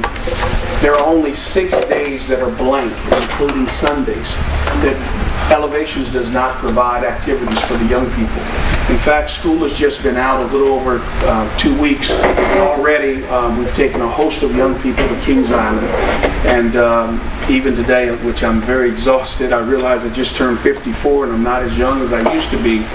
But we started out about 7:30 this morning, taking a host of young folks to the Anthony Munoz football camp, and then we had pizza and movies and snacks and things like that, and then some mentoring sessions. And so I'm very proud to see that my wife's program is filling the gap because of budget restraints and whatnot. So we have moved forward in a positive way. But the one thing that I want to encourage you all to get behind and support, you know, a couple of years ago we hosted an event at the local YMCA that had over 300 and some odd people there. Not one incident that the police have to get involved in. We brought together the youth, with the at-risk youth, with our police and fire department, and came together and played basketball with them, and we again didn't have one incident. And at the end of that, there was a retrieval of a firearm because of that relationship with the fire department and the police department. So Elevations has a rich history in our community of actually bridging the gap and getting things done that otherwise wouldn't. But this is the latest thing that I'm very excited about. It's the Youth Mental Health First Aid Training, which is being held at our Norwood Library, hosted by Elevations Enrichment. It's on June 30th or July 21st or August the 11th. The training is $150 per person, but it is being waived by a grant from Substance Abuse and Mental Health Services Administration. This is something that is dear to our heart because my family, we were certified foster parents, therapeutic foster parents, and then we legally adopted our 2 boys that have disabilities. So we live with this and it's close to home, but now my wife's program is going to be the host organization, and every month we're going to be hosting trainings where residents can come out and actually get training by the professionals to deal with individuals that have some disabilities. And just to recap, it's an evidence-based program designed for adults who regularly interact with youth, introduces common mental health challenges for youth, such as anxiety, depression, substance abuse, disruptive behavior disorders, and eating disorders. We'll teach you what to do until appropriate professionals and other help can begin. Again, it's an 8-hour course. It's free to the public. Please email the director at kjames@elevations@gmail.com or 513-485-4675 or my number 513-487-8843. And I pray that we will all get behind. I know we have organizations in Norwood, like Quality of Life that's sprucing up, and ASAP organization that does primarily focus on drug-related issues. Well, this is an official training offered by the state, and it's being hosted every month right here in Norwood by Elevations Enrichment.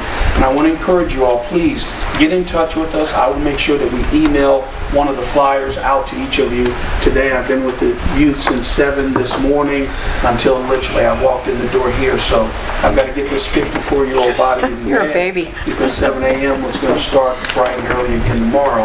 And so please support this initiative. Churches, community leaders, city leaders, please come out and get the training so that we can continue to provide a wonderful growth as a community.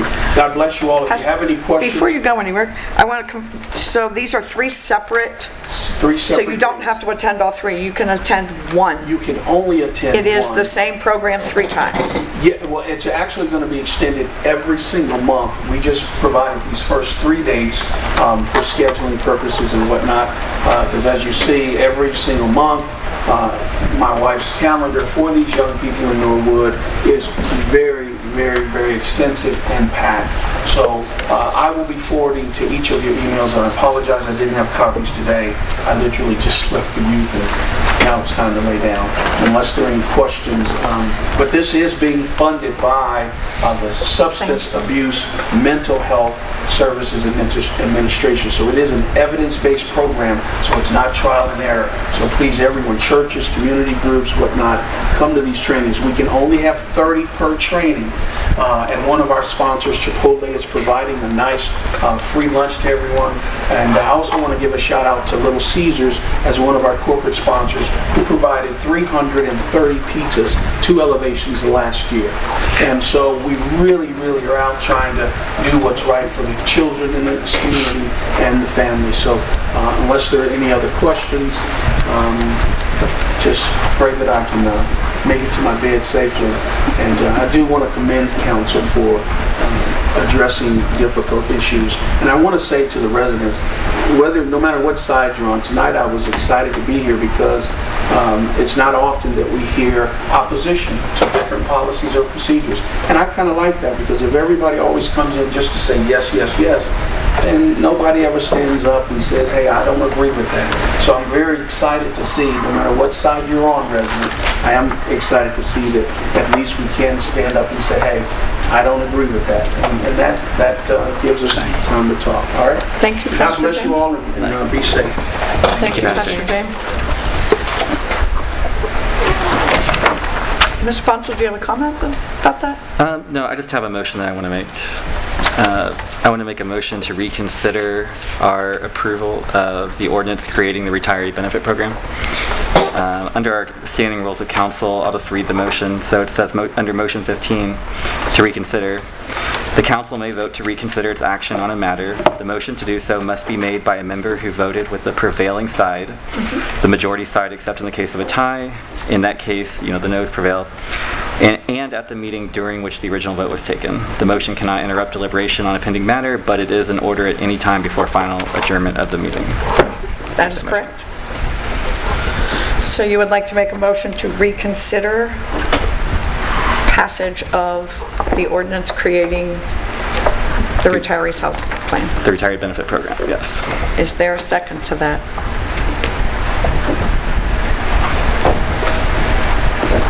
Mr. Braden, yes? Yes, I'll second that. Is there any discussion? Mr. Bonsall. Thank you, Madam President. So the goal of this motion is just to create continuity. We didn't pass the 2 ordinances that repealed the program that's in place today, so we really need to go back, in my opinion, and reconsider the ordinance to create the new program. So because it's not going to work out if we have 2 programs next year. So that's the reason why I think that we should reconsider that ordinance. Thank you, Mr. Bonsall. Mr. Snaker. Yes, I believe the reason that the other 2 didn't pass, or I didn't vote for it, is that, as the mayor stated, he would like to at least have this in place until we get the gentleman from Benovations here. Because if these were rescinded and he comes in and he knows we've already rescinded this other plan, then there's no incentive for them to do anything by the end of the year to really get anything hustled up to get cleaned up, because they're not going to really get paid outside of it. Well, we assume, outside of a percentage of what they collect after the first of the year, because they can file these claims for the next 2 years. However, establishing the new plan doesn't affect removing the old plan, because the new plan isn't going to go into effect till the first of the year. But if this gentleman comes in here and we get talking to him, he goes, "Well, I'm not worried about it. You already removed those 2 plans for next year, so what are we worried about, paying any of these claims or hustling things up?" As the mayor said, they're going to pay us eventually once we get everything squared away with Benovations. If we can get things squared away with Benovations. My hope is, in a way I understood, is that we would anticipate him being here in 2 weeks from now. Well, who knows? Hopefully. To hopefully, get some of these questions answered, potentially. So that was the reason for that. So. Any other discussion? Mrs. Hanrahan? Yeah, I voted no on these, and I think it's a good faith move to the retirees who have been jerked around by this insurance company for years. And so we have one approved, and we're going to make sure they get paid, that they will be paid the money they are owed by waiting to do this until we have spoken with Benovations. Mr. Bonsall? Thank you, Madam President. So I think the reason why I made the motion, that it's the fiscally responsible thing to do for us to keep these ordinances consistent. Right now, we have 2 programs on the books for next year. Now, I trust that eventually we're going to be able to, repeal the current program, but I think that it's going to be the responsible thing to do for us to keep these consistent and keep them together, and for us to approve this motion so that we can then reconsider the original ordinance. I just think financially, leaving this out there could leave unintended consequences, and by making the motion, by doing this tonight, we can reconsider with a majority vote instead of having to later come back and create an ordinance to repeal the existing one. So long story short, it's the easiest thing to do tonight for us to reconsider this and for us to keep all 3 of these ordinances together, because since the other 2 failed, we're going to have to start with 3 readings on them. So there's no reason not to do the 3 readings on the retiree benefit program too. Other than, never mind. Go ahead. Mrs. Hanrahan? Thank you, Madam President. Other than getting started on notifying the recipients that we have these changes coming. Thank you. Thank you, Mrs. Hanrahan. Any other? Ms. Stevenson? Thank you. I have a comment, making sure I'm just following along with the discourse here, and then I have a question for the law director as well. My comment is, I just don't understand. I wanted to hear the discussion, Mr. Bonsall. Thank you for bringing the motion.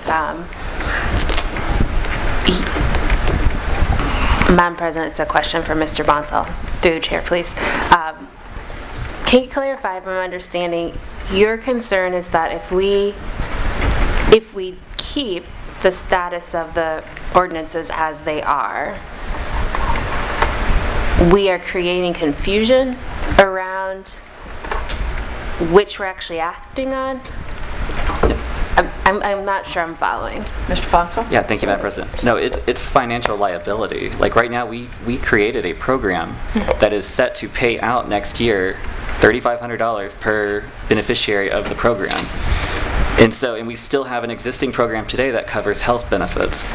So right now, if we don't make a change, there's a potential, depending on, you just never know what might happen, but there's a potential that we could be paying out on 2 programs next year. Thank you for that point of clarity. So, Madam President, I'd like to ask a question to the law director now. Mr. Moore, can you provide any guidance on if we do not reconsider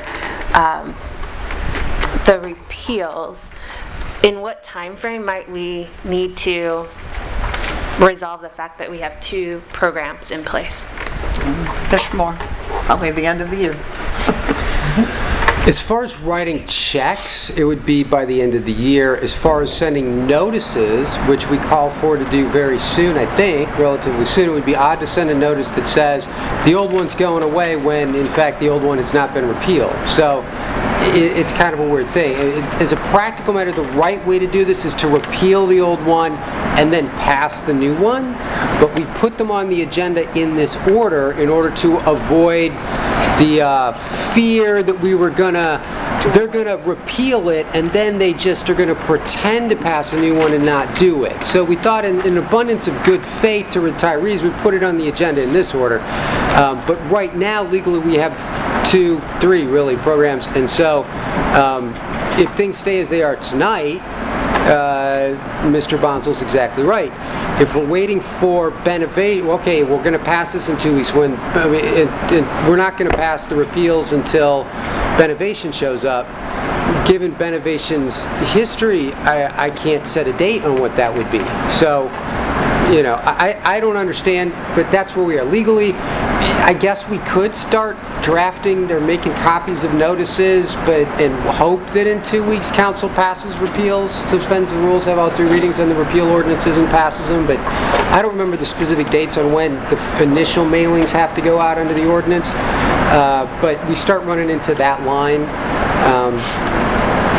And then I don't even want to think about the ramifications if we get past those deadlines. It extends the deadlines to pay next year by whatever were passed on the existing deadlines that are in there. So it gets really complicated. So I guess the answer is welcome to Norwood, because nothing here is ever easy.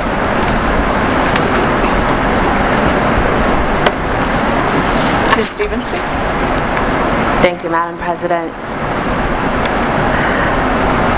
In light of the discussion and Mr. Moore's response, it seems like we are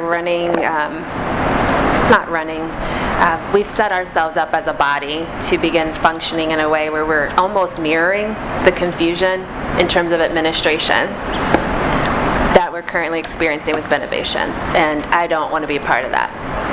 I understand the fiscal liability. Thank you, Mr. Bonsall, for clarifying your concern, and I understand that the order of the ordinances was designed to create greater confidence. I'm not sure we've reached that point yet. I do think it's worthwhile to keep in mind we don't have any leverage that has worked thus far in getting any type of behavior change from Benovations. And so if our discourse is let's keep waiting in hopes of change, I would need to hear what exactly we're going to do differently for any different action to make sense to me. Thank you, Ms. Stevenson. Mr. Bonsall? Thank you, Madam President. You know, whatever the council does, they do. As chair of the Finance Committee, I look at everything in dollars and cents, and that can be to the detriment many times of making people happy, because you're never going to make them all happy. But I just truly believe that it's not in the city's best interest to have both of these programs on the books. I think that just provides too much opportunity for things to go wrong. So I think that with the dates, I'm pretty sure the election for the new administrative committee, it doesn't happen until October. So there's definitely plenty of time in order to get this passed, and even if we have to have special council meetings, it's there. So I just truly believe we should vote yes on this. Does the reconsideration that we have to take action to? I think it's a re-vote. We just had the vote.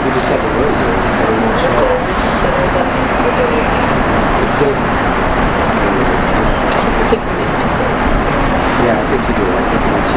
Let's take a second vote. Just take a second vote to repeal this version of the So generally, the ordinance, what the ordinance,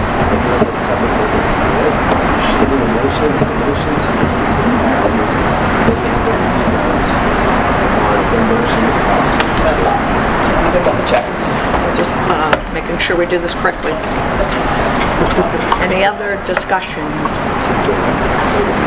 The motion on the floor then is to reconsider passage of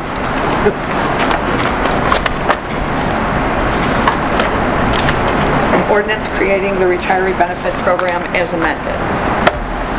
We'll call the roll, please. Mr. Bonzoll? Yes. Mr. Clark? Yes. Ms. Stevenson? Yes. Mrs. Hanahan? No. Mr. Sanker? No. Mr. Breeden? Yes, sir. By a vote of 4 to 2, the motion to reconsider passes. So now we need the motion, we need a motion to either pass or repeal. So Mr. Bunzel, it was your motion. Your motion is to repeal passage. I'm assuming this is what you want. I don't want to put words in your mouth. Never mind, Mr. Bunzel. Yeah, thank you, Madam President. I'd like to move to table the ordinance. To a time indefinite or time definite? To a time indefinite. Please? Indefinite. Or I guess, well, excuse me, to our next meeting. I'd move to table it till our next meeting. That's not indefinite, so I want to make sure what you're saying. I would like to revise my motion. So you want to table to a time definite at the next council meeting? Yes. Is there a second? Seconded by Mr. Clark. Discussion. Mrs. Hanahan. Thank you. I want to say this correctly.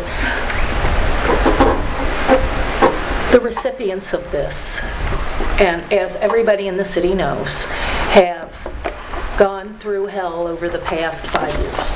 Oh, longer than that.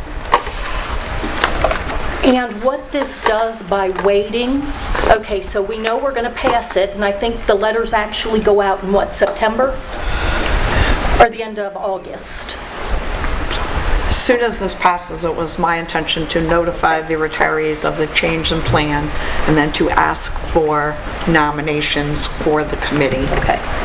And then we have the process of verifying whether the people who are nominated to be on the committee would indeed serve if they were so elected, and then we then pass out the notice of a meeting to elect the committee, which then sends out the letters. So what this says then, by passing it and then waiting on the other one, is that you're behind them, that the city is going to work to get them the money they're owed, because they've been promised money for years and they haven't gotten it. And if it's sitting in council, this is saying, okay, we know we have to go with where we're going with the other program, but we are going to work. We haven't passed to take it away until we work the best we can to get them the money that they're owed, because they have been promised for years they were going to get their money and they haven't. And as most people know, I've worked very hard to try to get them their money that's owed to them. Donna has, several people have. So I think this just puts us in a position where that's what we're saying, is we're going to work to get you your money now. We're not just going to ignore you any longer. Thank you. Thank you, Ms. Hanahan. Any other discussion? Mr. Breeden. Thank you, Madam President. I just want to send Ms. Hanahan's statement as well as yours. I think the most important thing here is to stand with our retirees and get them paid what they're owed. So I just want to clarify my vote tonight is I believe this is a good deal for our retirees. I believe it's a good deal for the city of Norwood. And so I believe this is a good deal. So that's where my vote is tonight. So I want to stand. I want to make sure that you know that we know that I believe everyone here stands with our retirees, that we want to pay them what they are owed. So. Thank you, Mr. Breeden. Any other discussion? So the motion on the floor is to table the ordinance creating the retiree benefit program as amended to a time definite to our next meeting, which would be June the 26th. Call the roll, please. Mr. Bonzoll? Yes. Mr. Clark? Yes. Ms. Stevenson?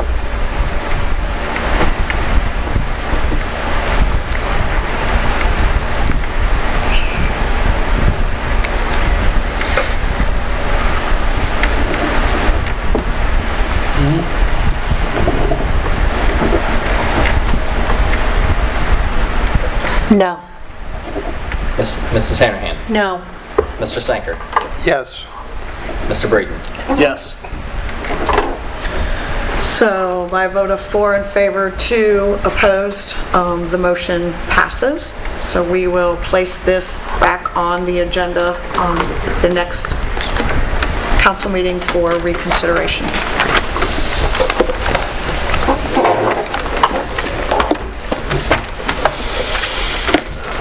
Move on to unfinished business. Any unfinished business? I would like to thank the 80-plus volunteers who showed up on June the 2nd to build a playground at Northwoods Park. What an amazing turnout.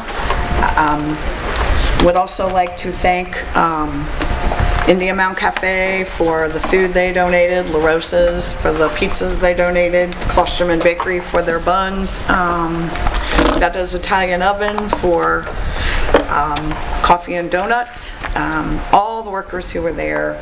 I can tell you that since that playground was built, every single day there are more and more children who come down there to play.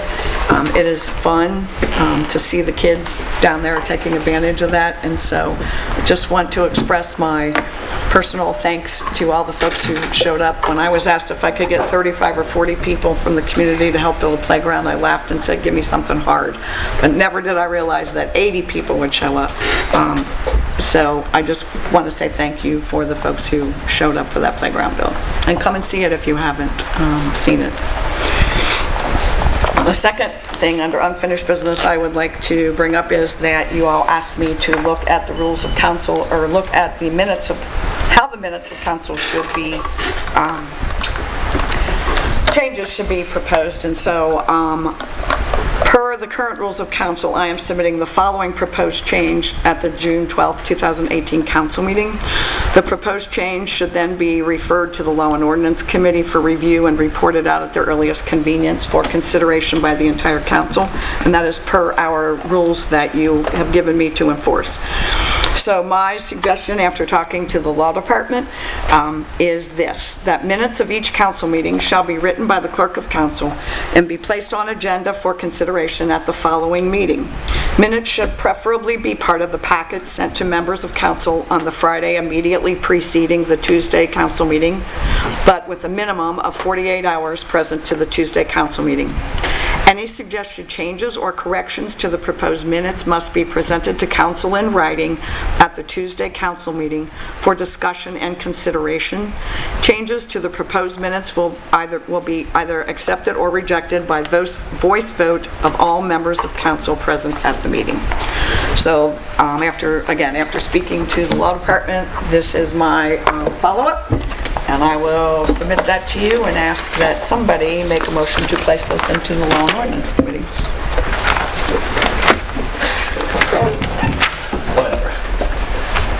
Oh, I'm sorry, did that fall? Mrs. Hanahan. Thank you. I had one question on this, and I agree it should be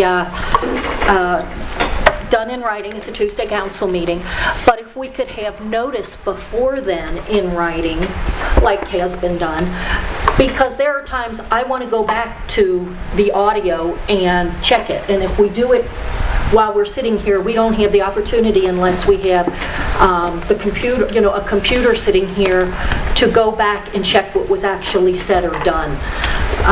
So I would just like to figure out if we can find a way to make sure that's done. And I think that's something the Law and Ordinance Committee could certainly take under. This is a beginning discussion point, but point well taken, Mrs. Hanahan. Mr. Clark. I'd move that this recommendation and matter be placed into the Law and Ordinance Committee for their consideration. Is there a second? Seconded by Mrs. Hanahan. Any discussion? Call the roll, please. Mr. Bombrough?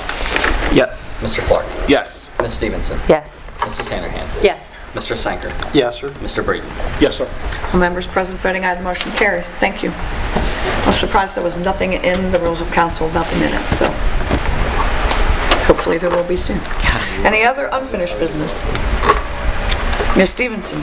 I just want to express my gratitude, Madam President, for your recommendation. I'm glad that this got put into a committee and that we're going to have an opportunity to add some clarity to our rules of council. So thank you.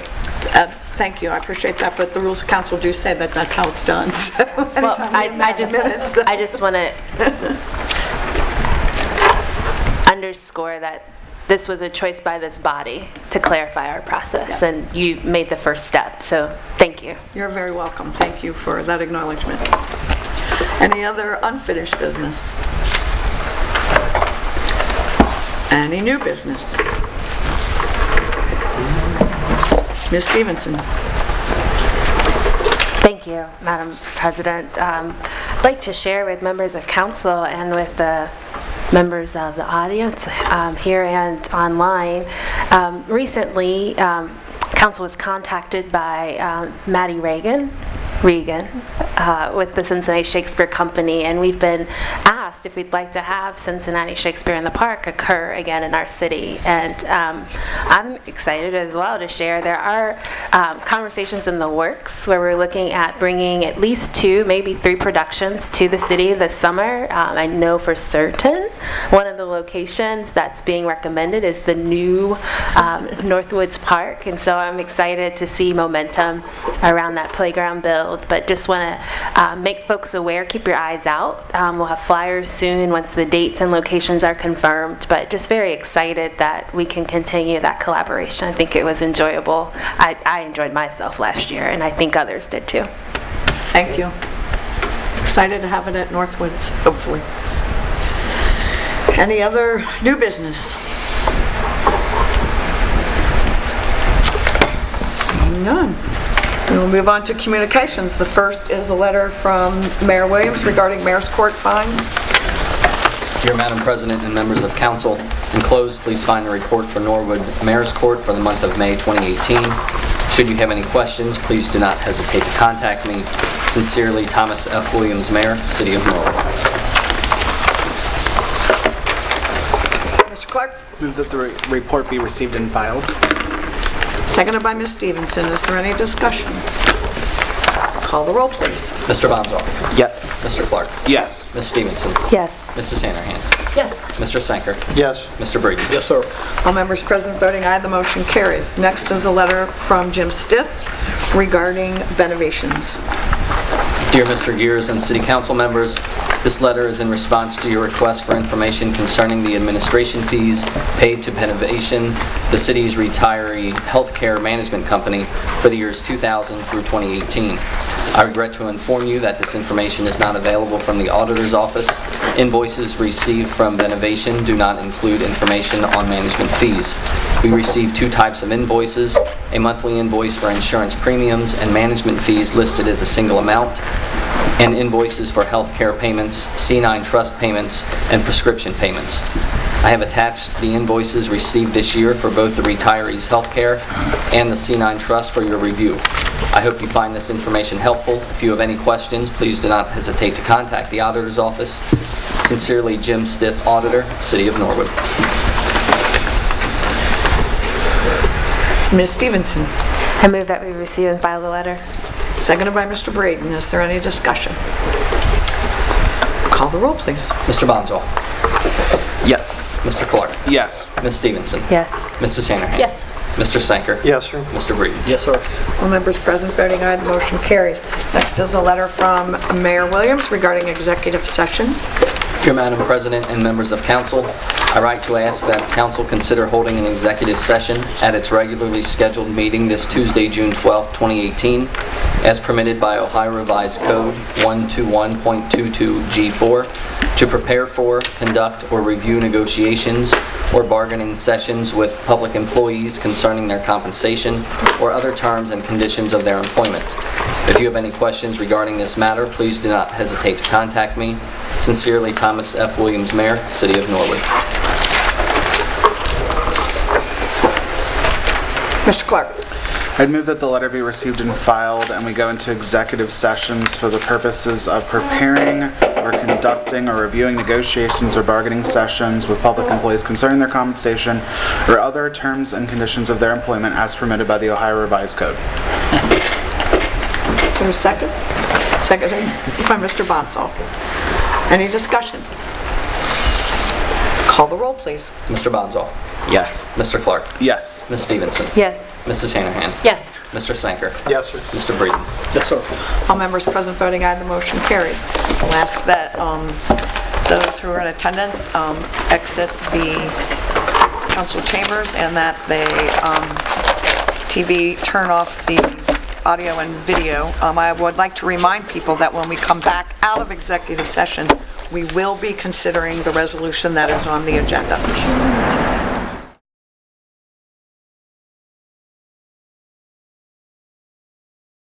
4:45 and declaring an emergency. What is your pleasure with this resolution? Mr. Sanker. I recommend we have all 3 readings. Seconded by Mr. Clark. Is there any discussion? Call the roll, please. Mr. Bonzall. Yes. Mr. Clark. Yes. Ms. Stevenson. Yes. Mrs. Hanahan. Yes. Mr. Sanker. Yes. Mr. Breeden. Yes, sir. All members present voting aye. The motion carries. Please have all 3 readings. Resolution rejecting the recommendations of the fact finder in the negotiations between the City of Norwood and International Association of Firefighters Local Number 445 and declaring an emergency.